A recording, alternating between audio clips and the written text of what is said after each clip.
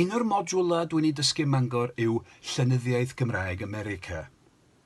Cyhoeddwyd llawer iawn o lenyddiaeth Gymraeg yng Ngogledd America yn ystod y 4th ganrif 15. Yn y modiwl hwn gewch gyfle i weld sut oedd beirdd ac awduron yn mynd ati i ymestyn ffiniau'r iaith Gymraeg mwyn mynd ar afel ag amgylchiadau newydd mewn gwlad newydd.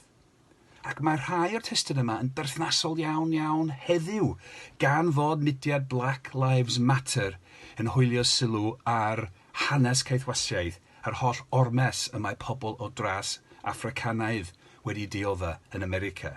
Cewch gyfle i ddarllen testunau Cymraeg cyffroes iawn a sgwennwyd yn America yn y cyfnod am anfaisoldeb caethwasiaeth yn America. Ac mae yna themau eraill sy'n berthnasol iawn i ni heddiw, fel sut mae cynnal yr iaith Gymraeg fel iaith gymunedol fyw mewn gwlad fawr Saesneg.